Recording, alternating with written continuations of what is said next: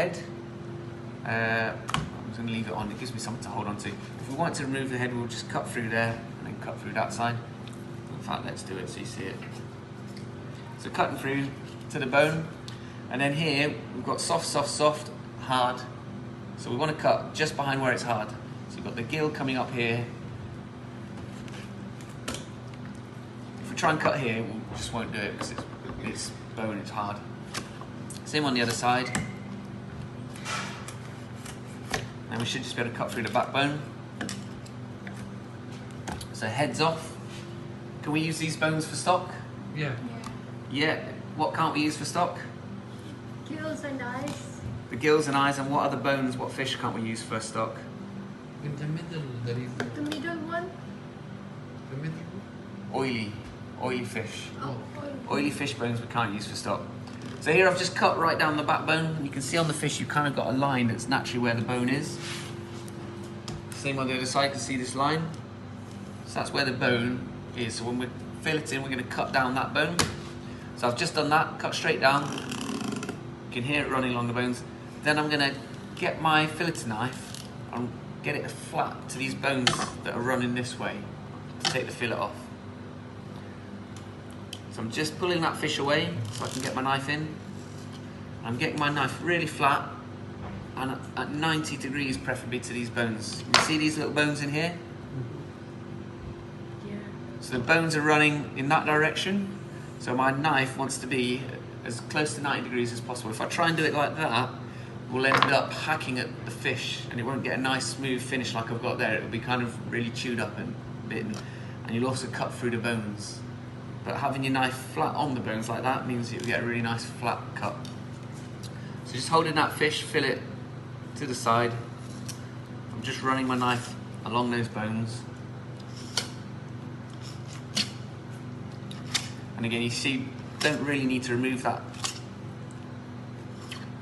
fin, because as you fillet it, it's just going to come off anyway. So you're left with this really small little fillet here. Do the same on this side. So we've got our backbone, so I'm just going to get the tip of my knife just the other side of the backbone and cut all the way up here. Same on the other side.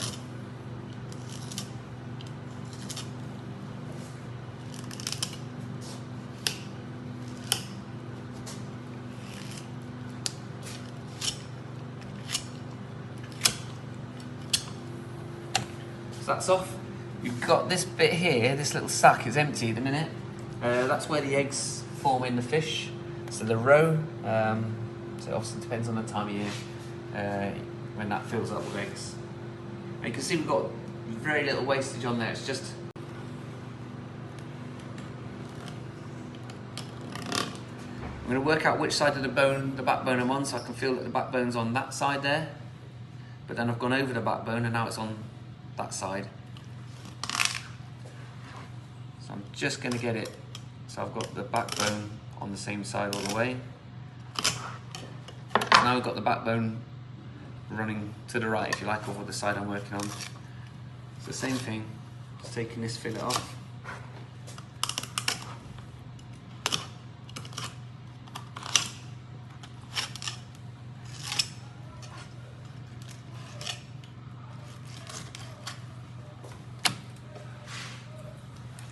Over that backbone here.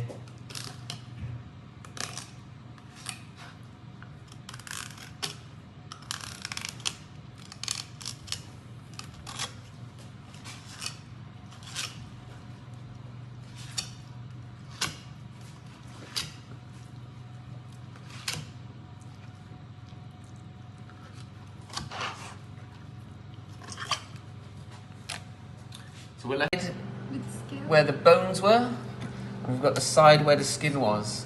When we're presenting a Plaice and we're folding up, the side where the skin was always gets folded into the inside, all right? For presentation, it looks much nicer and cooks much nicer with the bone side on the outside. It's a much nicer look. If you imagine that when it's cooked, you can see like the silveriness of the skin. It's just not as nice as the flesh where the bone is. So we always fold it up with the skin. I say skin side on the inside, it kind of goes, isn't it?